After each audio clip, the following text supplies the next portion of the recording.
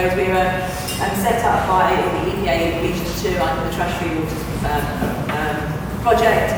That sort of came to an end about 2 years ago, and so a group of us came together to kind of keep the partnership going. So our aim is to reduce plastics, macro and microplastics in our environment around New York and New Jersey specifically. And as a group, we have both individual members of the public as well as different organisations, and we come together to try and change policy, educate in order to kind of protect our waters and wildlife for those waters. And as a group, we do that through a number of different ways. We have obviously over 100 members, so we can have one voice in terms of the key policy and environmental areas, and we also do that through education, whether that's on a group-by-group basis or coming together and doing some work together. So our microplastics group, for instance, produces literature that helps people understand about microfibers. So we work on everything from education at a local scale to kind of helping influence policy. So I'm actually just going to thank the new school, first of all, for providing us with this space. It's the second time we've been here. It's a really amazing space. So I'm just going to hand over to Mike to maybe say a few words about the new school. So this is Mike Harrington, and he's the Assistant Director at the Trishman Environment and Design Centre.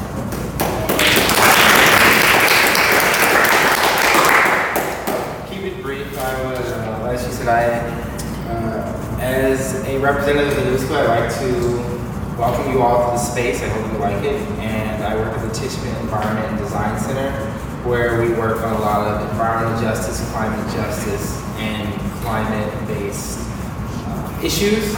We've recently come out with some reports looking at waste. So plastic really is in our wheelhouse of things we're looking to work on. And we're really glad to have people from all different backgrounds working on all different things, working toward this cause in your communities, because we believe community-based work is very, very important, and it's something that we try to foster in our work that we do at the center, and something that we try to foster at the university as well. So if you have any questions about the work we have been doing, or are just interested in sustainability at the new school, or some of the reports that we've done around waste, feel free to reach out to me.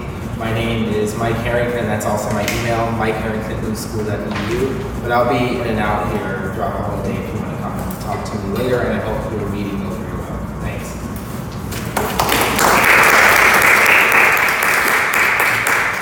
Great, so we're a little bit late, but I think we make up some time. So we're going to just do, the session's going to be set up. So we've got a few introductions, a little bit from me about how the steering committee works and our need to have more people join the steering committee. And then some partner updates from some of the groups. So Georgia's going to do an update, and a few others are going to do some updates on what they've been working on. And then we're going to do some breakout sessions and have a discussion about what we can do going forward as a group and what should be our priorities kind of in the coming year. And then we've got an amazing, obviously, presentation which Matt's going to be on, and a number of others on looking at global problems and looking at what we can do at a local level to address those. And then we're lucky to have some networking drinks at the end, which we've been sponsored by an organisation called Tomra, and Tomra provide effectively sorting equipment, municipal recycling sorting equipment, and also reverse vending machines that are used in the deposit refund system. So they're our sponsor for today. So just quickly on the steering committee, we've had a bit of a change really over the last couple of months. Unfortunately, Debbie Lee, who's on here at the moment, she was our leader for quite a while, an amazing leader, and she had to step down, so I stepped up to the position. And so we're looking for another position. We also, one of our members, Sarah Woma, has just amazingly got a new job up in Massachusetts, so she's going to have to unfortunately not be able to be our secretary, and Melissa has had to step down as the treasurer as well. So we're looking for people to join the steering committee. It's not a huge amount of time responsibility. We meet or have conference calls once a month, and most of those are really to check in on what the working groups are doing, to making sure that we're putting out information to our members, and to organise the sessions like these that we have 3 times a year. So effectively it's like one or 2 hours a month really to help us guide the partnership forward. So if you're interested, then please come and see me in the networking session or in between the sessions. That would be great. We have been working on some bylaws, which kind of sets out how the membership will work. And I'm hoping that when we get those new members on board onto the steering committee, we can really drive forward those, sign off those, effectively those operating procedures, so that we can work more autonomously obviously as a group, and also have a sort of membership structure that will allow different members to join at different stages. So I'm just going to give you a bit of an update of what we've been doing recently. So there's, we have updated our, we've updated our website, so Lisa's put on a calendar for us. So now members are able to email the Plastic Free Waters at gmail.com email address, and they'll be able to upload any of their events that we're having, that they might be having. So we've got the partnership website on there now, as you can see here. So if you go to our webpage, we have an event section now. So when you can email us and we can put your event on, and it gives you details of when the meeting is, how to attend the meeting, any other details that you might want to put on there. So hopefully members will be able to email us those details, and we can get a calendar of events going on that website. We're also going to be, we've been working on doing a map of all the different ordinances in New York and New Jersey around plastics. So we have John at the back there has been working on New Jersey. It's about to go live. So Deanie gave us a list of 50 different ordinances around balloons, plastics, straws, bags that we're going to have available on that website. So you'll be able to go onto the map of New Jersey and New York, hover over those municipalities, counties that have different ordinances. You'll be able to search according to whether they've got a balloon ordinance, whether it's a straw ordinance, whether it's a statewide ban for other materials. And hopefully it should be a good resource for other municipalities that are wanting to understand like what should be in an ordinance, how we should go about it, and give you the contact details of who you can contact. So that will be coming live over the next month, so you'll get an e-blast around that. So hopefully, if you know of anyone that's got an ordinance and we haven't put it on the map, then just email us again at plasticfreewaters@gmail.com. So that's coming up.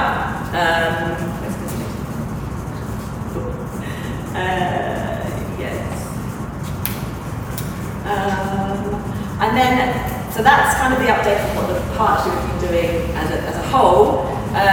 We're now going to get some updates from some of our leads, but first of all, I'm going to hand over to Rosanna De Silva, who's at the New York, New Jersey Harbour Estuary Programme. And we've been working on with them as a partnership, Plastic Free Waters Partnership, and those guys in here on a plastic pledge that we're going to be launching at the end of this month. So you can use Elliot. I should just kind of want to hear me. I have a pretty loud voice. Again, my name is Rosanna Silva from the New York Jersey Harbour Estuary Program. We've been working on this Stop and Trash Where It Starts initiative since 2016, which I'll talk more about later. But really, one of the findings that we saw were how do we promote behavior change, and looking at educational campaigns and means to get people involved and further understand how they can reduce their use of plastics and what types of plastics that would be. So we thought it'd be a great opportunity to promote Plastic Free Waters and the partnership itself, since the website has already so much information about the different types of plastics out there and concerns. I felt it was a much more appropriate thing to let's have this on Plastic Free Waters and elevate it that way with the support from our Estuary Program. So we're going to go ahead and put the pledge live. We're hoping to get it in English and in Spanish. So we're going to also look at providing initiatives, small grant opportunities to a couple of organizations that have been working on the initiative already to do some outreach in their communities to get people to sign on the pledge. And we've ordered a bunch of reusable straws that we're going to be using to incentivize people to sign the pledge. And one thing that we thought would be really great, and we're hoping that can be useful to this group, is by people taking pledges and understanding what types of plastics they're willing to already reduce their use of, it would help inform other municipalities of what ordinances would be easily passed and supportive of their community at large. So that's the hope. It's something, absolutely wise that I can't do, but this partnership definitely can. So it's good information to be shared. So we're really looking forward to launching that. I think we're going to start having outreach efforts starting July 1st. So playing us the pledge? Yes. Awesome. So as you can see, it's going to be just here on the main page. Yeah, so we Yeah. have effectively down the side here, so the pledges, each of the pledge items link back to our focus areas. So we have like, these are our focus areas on the website, this is what we've got working groups for. So microplastics, plastic bags, bottles, reusables now, I think we will rename that plastic straws and cigarette boxes, I believe. So yeah, we've got it, it's there, and it's in a, Yeah, so they'll be able to pick up, there's one for, for refusing all plastic uses and then just all individually. So the idea would be like, and I would encourage everyone to use it. I'm also creating a flyer of it in Spanish and in English. So if you don't have at your own outreach events, if you don't have capabilities of having that on a tablet or a laptop, we definitely have paper versions that you can utilize. I don't believe in inventing the wheel, so please contact me and I can get you all those documents as well. So happy to share anything that we have. yes.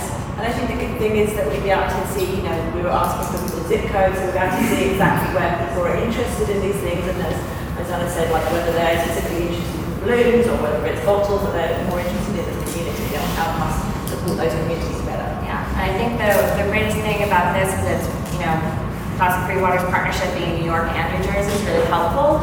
New York City has their birdie pledge that you can do, but that's very New York City specific. If we were trying to do this in New Jersey, we'd have to do it for like every single one of the municipalities, which is 566 or 565, which is pretty hard to do. So we figured this might be a streamlined way of getting that pledge on record and getting people to be excited about reducing their use.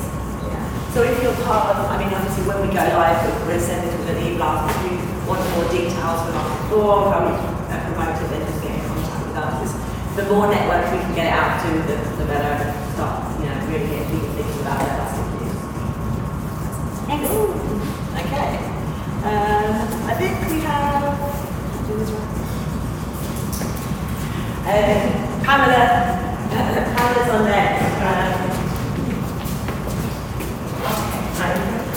I'm Pamela Pettyjohn from Coney Island Beautification Project, so it's kind of easier for me to reach out to my own community. So Plastic Free Waters was a part of, everybody can hear me? Yeah. Okay, Plastic Free Waters was part of the aquarium with sponsoring Ocean Week. So June 1st, we went out to Kaiser Park and Coney Island Beach to do the beach cleanups, which was organized by the aquarium and also the United Nations. And we had about 50 to 60 people out there. It was a great turnout. They cleaned up everything. It was wonderful. But I'm not going to tell you that night when I went out horseshoe bed monitoring, it was time before the movie back in. So I think that maybe what our focusing will be on how the trash gets there and see if we can stop it from going into the sewers and washing out into the waters. Also on June 8th, we had World Ocean Day, which we celebrated with several different organizations. The aquarium has been really they've been meeting the march, let's just say, in Coney Island. So they've been able to get all the restaurants on the boardwalk to stop using plastic straws. And so that's a great start. So we're going to keep with the momentum and see if we can spread it out throughout the neighborhood. On World Ocean Day, we had a parade. Everyone that participated received a reusable stainless steel cup, a straw, and a brush to clean your straw. I thought that was really great. And some of the groups that participated in World Ocean Day was a New York State Assemblywoman, so Frontis was there, of course, Coney Island Beautification Project, the Waterfront Alliance, Oceana, Blue Frontier, of course, the New York Aquarium and Wildlife Conservation, the Natural Resource Defense Council, and we also had the Artichoke Dance Company. The Artichoke Dance Company. So it was a lot of fun. We had about 75 or more people that attended. We had a little contest for whoever won the best costume and signs. And we had this wonderful private tour of the shark exhibit, which was really great. So I hope that we can participate again next year, and I hope to see you all there. Thank you.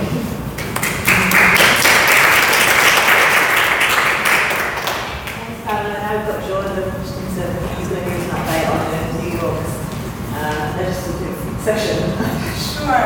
So as those of you who were at the last meeting remember, we had the New York State bag law and very heavy negotiations during our last plastic-free waters meeting. So the good news is that the plastic ban passed on the state level.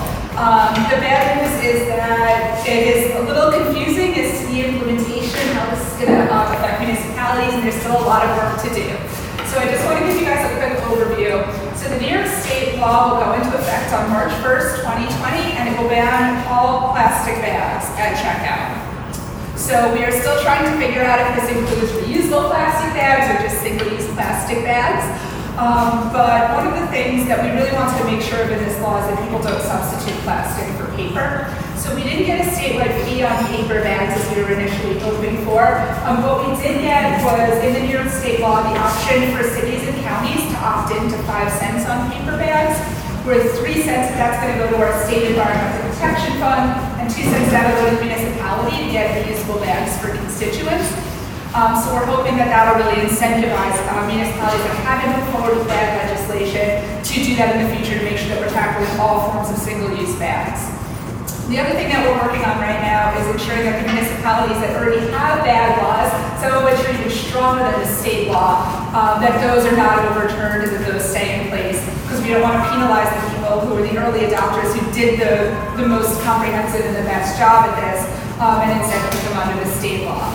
So over the next, I guess, what is it now, 9 months, there's going to be a massive education effort in the municipalities. I know a lot of the nonprofits in New York State are going to be working with them. I know we're working to work with local assembly members to do bag giveaways in district.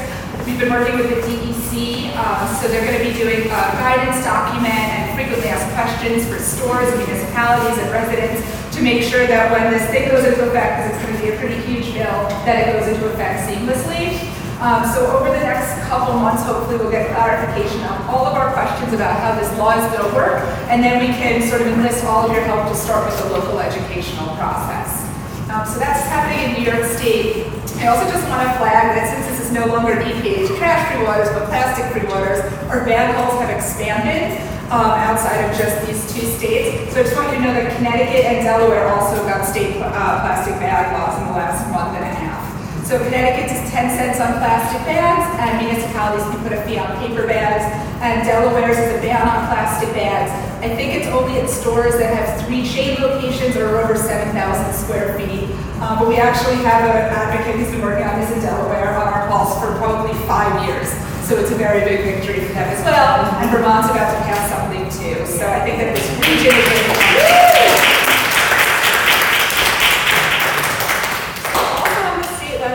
guys know we're involved in the Albany shenanigans right now. The legislative session is ending next week, and I'm not going to steal Matt's thunder, but there's a straw bill that has been introduced and has started to move, and also a ban on polystyrene coming from the state and local municipalities for their use.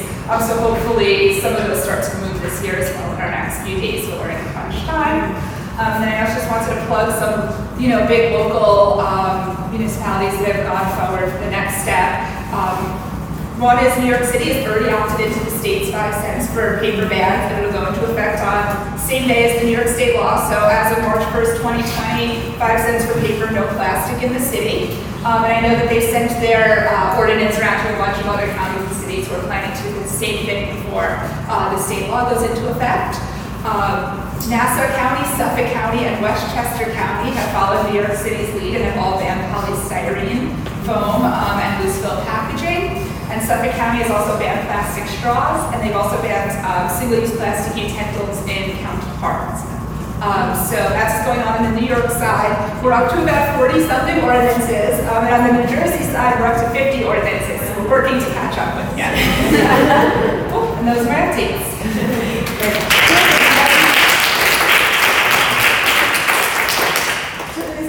Bottles, what? Because what happened to the bottles? Yeah. The barcode? Nothing happened on the bottle. Right, I forgot about that. It was so long ago. So during this budget season, which ends around mid-March, maybe early April, the big raw time this year, we were working to get an expansion of the bottle bill. So now with China's sword policy, we're having a huge recycling crisis throughout New York and New Jersey and Connecticut and everywhere, where places don't have anywhere to really recycle glass. And even a lot of the plastics that were being recycled, we don't have a market for locally anymore.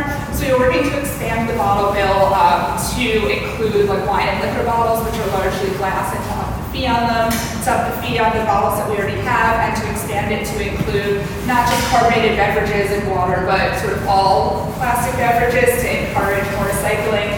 Unfortunately, that did not pass this year, but we'll be cracking at it again in January when the session comes back. And we were working to do the same thing in Connecticut, which also didn't happen, so they'll be taking a crack at it next year as well. And if we're doing budgets, if I also just want to have one more one thing we were also working to get in the budget was extended producer responsibility for plastics to reduce packaging. So unfortunately, that's a very big lift, and it was the first year we're trying for it, but it's going to be one of the things that we're really focusing on in January. So especially for the reusables group, we would love your help with that. And Matt, are you saying anything in your presentation about the straws in New York? Do you want to say anything now, or? There's not much to it. There's a statewide straws on the request bill for restaurants and bars. It's a plastic straw request, which is what it is, but it gets more complicated. You can get rid of that too, so we're supporting it and hoping to pass it, but it's got a low probability. But not no probability, so definitely. How big of an issue is it from the folks that require, disability, people with disabilities? Is that a bigger resistance, or is there something? Yeah, so the New York Aquarium has been pretty engaged at the city level with the city bill. We've reached agreement on language with the disability committee and the hospitality industry, and we have 26 council members that have endorsed the bill. We're waiting for the committee attorneys, basically the council attorneys, to sign off on the language, and then we expect it to pass at the city level, hopefully with a vote this month. It hasn't been scheduled, but we're hopeful. The city council straw bill will be scheduled this month. And then the idea is that could also serve as a model for the state level. And hopefully that happens. And so what can people do then in the next month if we're trying to push that through? So right now we're waiting to hear back from the attorneys with the city council. But once we have their feedback, I think there will be an opportunity for public engagement, and obviously when the vote is scheduled, lots of opportunities to show physically for support and thank you. Yeah, good. Thank you. And now we've got Laura Rosenstein, who's working on reusables in New York City. Hi everyone. Okay, so there's a couple updates here, but I just want to start by explaining how reusables can be implemented in food service establishments as it exists now. So Department of Health is what regulates the use of these, and Department of Health allows them in restaurants. But there's two different versions of this. The easiest way to explain it is kind of the Just Salad model. Most people are familiar that you can bring a Just Salad bowl back into Just Salad and they will refill it. The reason that is allowed is because on file with Department of Health, they have a standard operating procedure that Department of Health observes and looks for when they go and do their annual inspection. But what it does is it writes out the explanation for how Just Salad prevents cross-contamination from someone giving them a bowl and then bringing it in essentially their back of the house. So they have an approved procedure. The other version of this is people bringing, so we call that like a refill model. The other option is an exchange model, and this exists best in Portland, where the business itself has a durable container, they fill it up, and someone takes it with them, and then they return it somewhere, and then it gets cleaned somewhere, and then gets brought back to the restaurant for them to refill it. So there's usually like a third-party cleaning model, but the container is cleaned according to Department of Health regulations. In that model, you don't have to have anything on file with the Department of Health, but if you were questioned about it, like the company that's washing them likely has to have something on file with the Department of Health saying that they're meeting washing regulations. So those are our two avenues.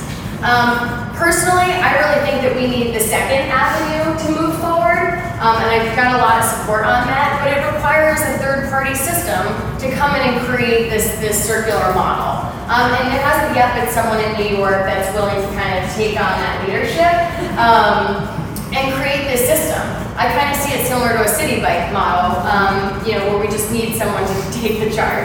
That being said, there's some other things going on. So, do you have any questions about that? Yes. Is there any interest from anybody in city government right now? Who's talked about that exchange model, like supporting it, and like with the mayor's office? Have you We haven't, and one of the reasons, we're trying to bring in the reusable food service work conversation into this group, because I think that the policy, from what I'm understanding, is we need to work our way up to this, but I think work our way, sure, up or down.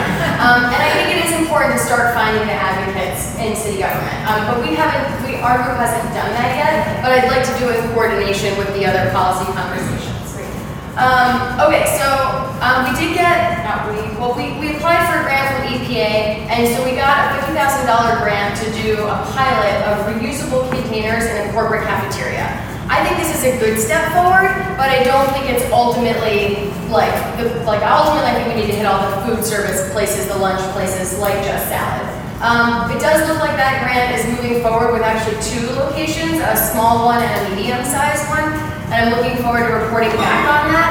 That program will be using the same technology to track the containers and to wash the containers in the exchange model. So we're going to be piloting the exchange model in a corporate cafeteria, or 2, I should say. I don't expect that to launch before August, best case scenario.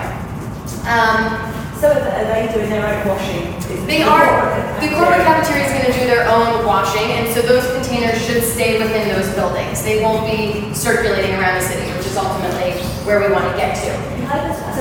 Yeah. So how are you? What's the kind of KPI? What are you measuring as part of the trial? Great. So the technology is awesome. We're licensing it from Portland, and what they track is a ton of information, and it's actually even growing. But basically, if the cafeteria had more, some cafeterias have like a burger area and then like a salad bar. We haven't quite figured this out yet. But if the checkout of the container happens at the burger bar, we'll be able to track that versus the checkout at the salad bar. We'll also be able to know how long the container was out, and also if we have multiple drop-off locations, where it was dropped back off to. The drop-off locations also they'll be tracking up, so we'll know when it's full, so we can trigger someone to go pick it, to go empty it. There's quite a few more KPIs actually. The site itself we'll try and keep the par level. So let's say we assume that they're going to use 100 a day. We could get a trigger when they hit down to 15, and could trigger them to go wash more and make sure they get some back out to the line. So one of the reasons we wanted to use the app was because of all these amazing data points, but also these systems don't work if there isn't accountability, right? Like, why put out a reusable container that's going to get thrown in the garbage or recycling bin and you never see it again? So that's why the app is really important. So recently, the city also put out an RFEI, a request for expression of interest, and we filled it out with the idea that ultimately we will have a city bike model for these reusable containers. And this was just something the Department of Transportation put out, basically saying, what are these new ideas we can use to reduce waste? And we definitely jumped the gun, but we wanted to say eventually in the future we want to be able to put down a bin on city streets where people can easily return these containers. They can be serviced by a third party, washed somewhere and returned. So we just wanted to get that idea out there and make sure it was on their radar, so it's not a huge burden in the future, which I'm sure it will be anyway. As far as Plastic-Free Waters is concerned, a lot of this information that I'm saying to you guys right now doesn't exist easily online anywhere. So one of the things I'd like to work with people on is getting this information on the World Wide Web. Specifically, I guess New York is New York City is where I'm at right now, but just in general, having more information on this can help other municipalities, I think.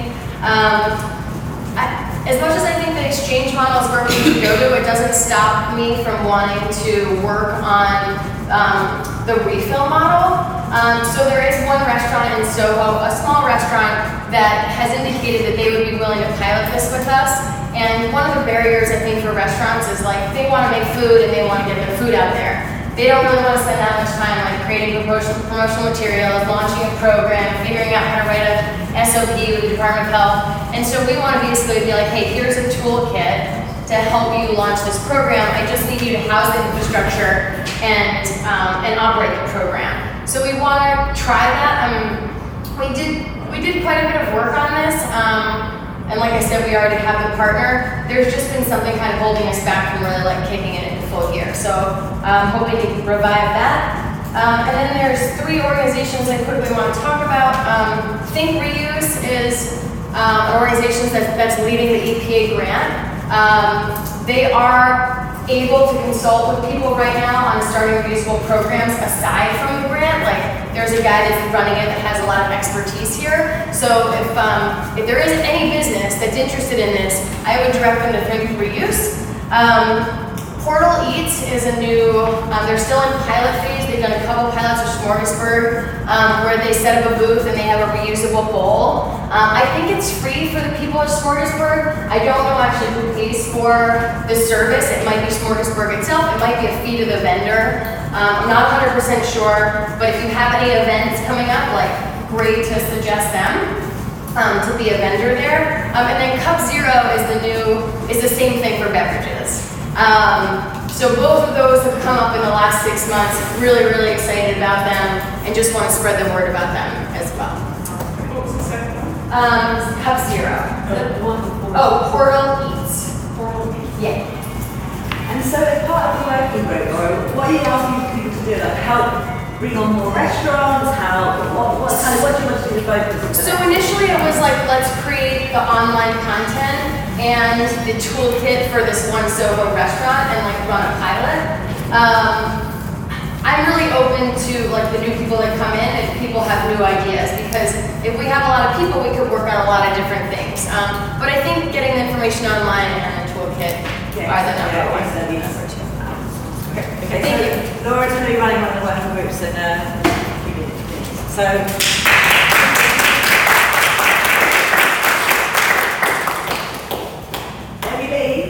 it's your time, you're up. We now get Lily from Cafeteria Culture to be talking about some of the work that she's doing. Just quickly, everybody, first I just want to say thank you to Sarah. I haven't had a chance to publicly say that I'm very grateful to Sarah and Sydney for taking on the partnership. And just so you know, I'm not the chair of the steering right now. Sarah is. It's really nice to come in and not have organized the meeting. Just to let you know, part of the reason why I have stepped down is that Cafeteria Culture, the organization that I founded and lead, we are finishing our first feature-length documentary, and it's called Microplastic Madness. We have a webpage that soon will have a whole website on it, but the URL is microplasticmadness.org. And it tells the story of 5th graders. We followed their journey for 2 years when they were 4th and 5th grade from Red Hook, Brooklyn. They're on the front line of climate change, and it's really their journey towards getting rid of single-use plastics, but it also talks about microfiber pollution. It also touches on environmental justice. It touches on the petrochemical build-out. We have experts who are interviewed in the movie short. There's also animation. It's geared towards children, or towards students, I should say. And we have a full curriculum that goes with the movie. And whereas most impact documentaries, the movies made and you say, oh, that's my curriculum, it goes with it. Our movie has grown out of the curriculum. So the curriculum is very developed. And we're super excited about getting it out this fall. We'll share an update when the movie's ready to premiere. We're still looking for funding for the educational version and for the toolkit. So if you know of anybody who would like to help get this message out, our goal is to start a youth-led plastic-free campaign with schools as hubs across the country. And we're hoping to lead the city's first plastic-free lunch day citywide. The school in the movie, the kids do it, and it's very moving, and we're in the process of making that happen so that people can begin to visualize what this change can look like. Thanks. We've just got a short video that just gives you a bit more information. Oh, thank you. That's nice. This is the story of us. 5th graders from Red Hook, Brooklyn, New York City spent 2 years studying about plastic. Hi, we're Cafeteria Culture. I'm Debbie Cullen, Executive Director and Founder. I'm Atsuko Kwak, Media Director. And we're producing our first feature-length documentary. Atsuko is the director. The movie is called Microplastic Madness. Brooklyn Kids Take Action on Plastic Pollution. The documentary follows the journey of 5th graders from PS15 in Red Hook, Brooklyn.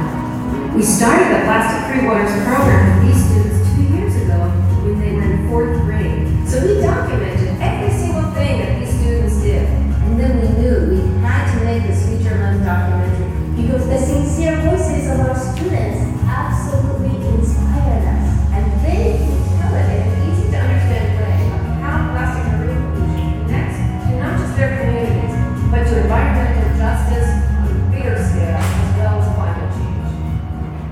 The storyline of the movie follows our plastic-free waters program, starting with citizen science, where students collect plastic litter data from the street and beaches that they use later to inform policy.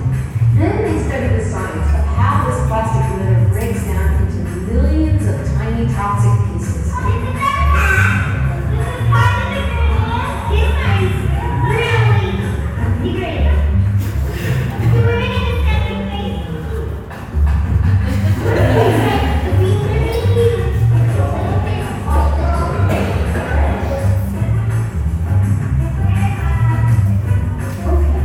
So 51 trillion microplastics are all collecting toxins? We asked ourselves, is soft litter enough to solve the big problem? Will recycling more be the answer? Is our cafeteria plastic part of the problem? Our students took the deep dive into the root of the problem. All of our companies, when selling plastic, they don't really care about money because they just want to put their products out there just so they can get money. But if you're not being rich, you're never companies. The forest is like going to be rich. Cool. Yeah. We are using oil and other fossil fuels to make plastic. Is it hurting our environment and people too? So, how do you think these kids decided to take action? We need your help now.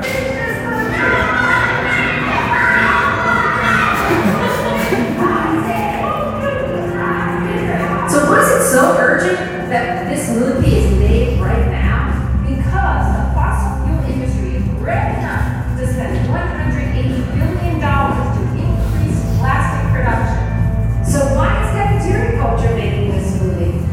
Because we catalyzed a plastic-free victory that eliminated styrofoam trays from all public schools in New York City and 10 other cities across the country. Now, we're ready to build on that success. With this movie, our goal is to build a youth-led plastic-free waters movement across the whole country. With schools as hubs, students can take on the leadership within their own community, multiplying thousands of global actions that create a domino effect to drive forward global change. We need your help to finish this movie. We're about 85% done, but we still need funds for post-production of the feature-length documentary. We need funds to finalize curriculum in educational version of this same movie. Please show your friends, family, coworkers, and anyone else you can. Thank you.